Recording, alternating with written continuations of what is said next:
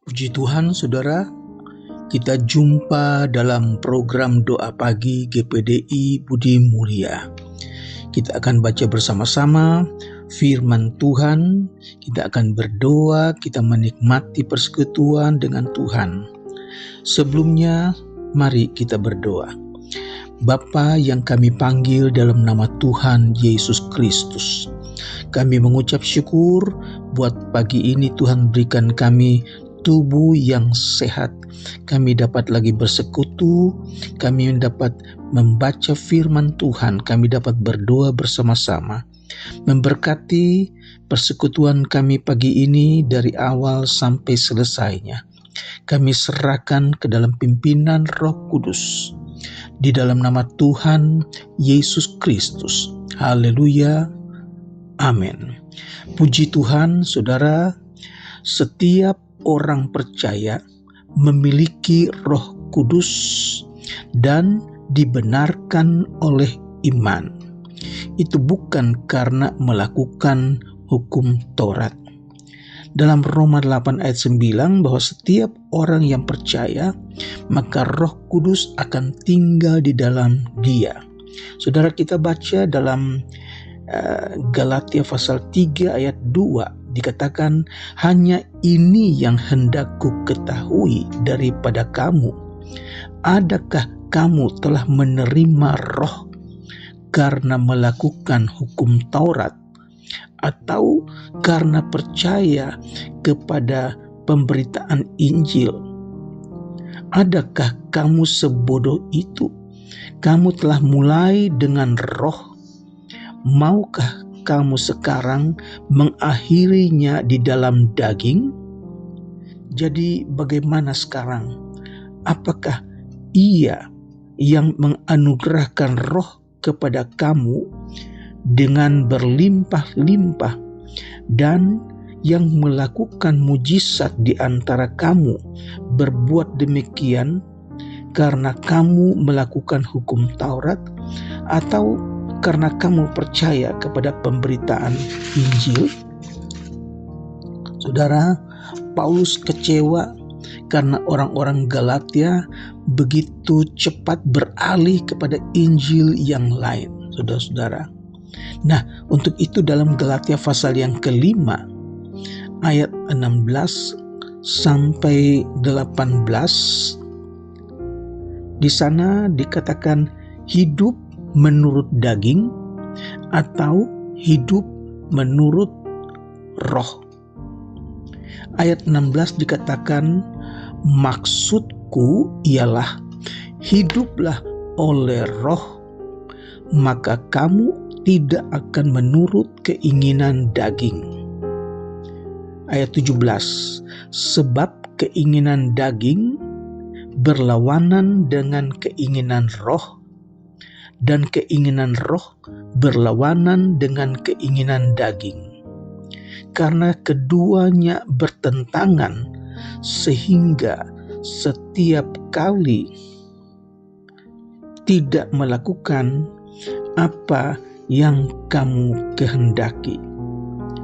Akan tetapi, jikalau kamu memberi dirimu dipimpin oleh roh, maka kamu tidak hidup di bawah hukum Taurat. Saudara, perlunya kita ambil satu perbedaan. Apakah kita mau hidup menurut pimpinan roh atau kita hidup dengan keinginan daging? Orang percaya dapat mengalahkan kuasa dosa, yaitu dengan melawan keinginan-keinginan daging. Akibat dosa datanglah masalah-masalah. Akibat dosa datanglah berbagai macam penyakit, bermacam-macam persoalan dan kesusahan. Dan ini semua hanya bisa kita lawan dengan bertobat, yaitu minta pengampunan dari Tuhan. Banyak kali kita mengalami masalah, kesulitan, kesukaran, kesusahan. Itu karena kesalahan kita sendiri. Nah, tidak semua persoalan itu timbul karena telah berbuat dosa atau menjadikan kita sakit karena kita telah berbuat dosa, akan tetapi karena keinginan-keinginan daging yang kuat. Keinginan daging apabila dituruti akan melahirkan dosa. Dan akibat dosa adalah persoalan kesusahan, penyakit, dan lain-lain. Misalnya contoh, karena terlalu banyak makan makanan yang enak-enak, tidak mau pantang, akhirnya datanglah penyakit. Untuk itu kita perlu pengetahuan firman Allah untuk hidup dipimpin oleh Roh. Galatia pasal 5 ayat 16 tadi katakan, hiduplah oleh Roh, maka kamu tidak akan menuruti keinginan-keinginan daging. Sedangkan dalam Roma 8 ayat yang ke-13, sebab jika kamu hidup menurut daging, kamu akan mati.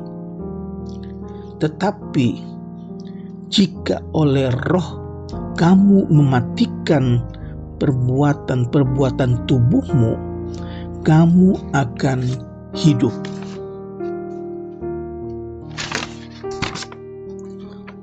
Memang manusia memiliki kehendak bebas, dan kehendak yang mana yang akan kita lakukan, maka kehendak itulah yang akan terjadi, yang akan menang.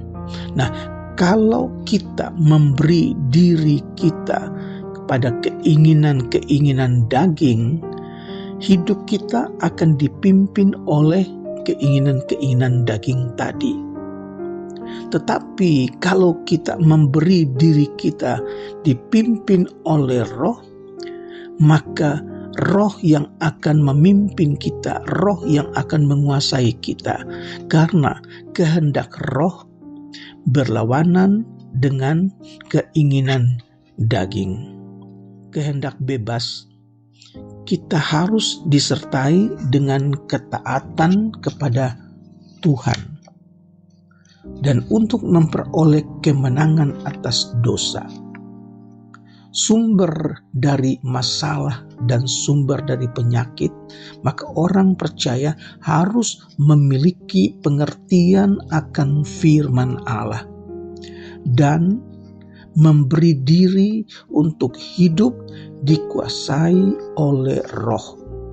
Maka pada firman Allah serta mengucap syukur dalam segala hal. Nah, inilah konsep hidup berkemenangan. Inilah yang kita rindukan, adalah orang-orang percaya yang menang, yang disediakan Allah. Kita ingin terlepas dari masalah, kita ingin terlepas dari sakit penyakit, dari kesusahan, maka kita harus bebas dari dosa. Manusia memang berdosa, tetapi kita harus melawan dosa. Puji Tuhan. Nah, rahasianya ialah tunduk kepada Roh, bukan kepada daging. Dalam Roma pasal yang ke-8 ayat yang ke-13, sebab jika kamu hidup menurut daging, kamu akan mati. Tetapi jika oleh Roh kamu mematikan perbuatan-perbuatan tubuhmu, kamu akan hidup. Puji Tuhan. Jadi jika seorang yang terus-menerus mematikan perbuatan-perbuatan buruk tubuh, maka dia sedang dipimpin oleh Roh. Dan orang-orang yang dipimpin oleh Roh, mereka itu adalah anak-anak Allah. Haleluya. Siapa yang tidak memiliki Roh Kristus, dia bukan milik Kristus. Saudara, tetaplah hidup dipimpin oleh Roh. Untuk itu kita perlu dekat dengan Tuhan. Kita perlu minta supaya Roh Kudus tetap tinggal di dalam kita.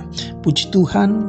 Mari kita berdoa kiranya firman Tuhan ini membuat kita semakin rindu, tidak tenggelam di dalam keinginan-keinginan daging, tetapi keinginan supaya dipimpin oleh Roh, sehingga kita benar-benar menjadi anak Allah yang diberkati. Mari kita berdoa. Bapa yang kami panggil dalam nama Tuhan Yesus Kristus, terima kasih kami belajar lagi dari firman-Mu tentang hidup dipimpin oleh Roh dan hidup karena keinginan-keinginan daging. Berikan kami kekuatan melalui firman Tuhan. Urapi kami dengan Roh-Mu supaya hidup kami dikuasai oleh Roh Kudus. Terima kasih ya Bapa. Saat ini hamba-Mu berdoa buat mereka yang sedang sakit, mereka yang sedang dirawat di rumah sakit, dalam keadaan tubuh lemah di rumah Tuhan. Kami berdoa dalam nama Yesus, bilur-bilur Yesus menyembuhkan sakit penyakit mereka. Tuhan, mereka yang ada dalam kelemahan tubuh, Tuhan berikan kekuatan. Mereka yang sedang dalam pergumulan, mereka yang dalam kesusahan ya Tuhan, berikan penghiburan. Kiranya Tuhan berikan jalan keluar, Tuhan berikan kemenangan supaya dengan iman mereka percaya Tuhan tidak tinggalkan mereka. Terima kasih Tuhan. Kami berdoa buat anak-anak sekolah, Tuhan berikan mereka apa yang mereka perlukan, biaya-biaya sekolah Tuhan cukupkan. Terima kasih. Kami berdoa buat rumah tangga Kristen. Tuhan berikan damai sejahtera dan sukacita di dalam keluarga. Suami, istri, dan anak-anak Tuhan berkati. Terima kasih Tuhan. Terpujilah nama-Mu Tuhan. Kami serahkan semuanya ke dalam tangan Tuhan, dan biar Tuhan pimpin gereja-gereja yang ada di seluruh tanah air Indonesia. Berikan kami kebebasan untuk beribadah. Berikan kami sukacita untuk beribadah. Nama Tuhan dipuji dan dibesarkan. Kami alaskan doa kami di dalam nama Tuhan Yesus Kristus. Haleluya. Amin.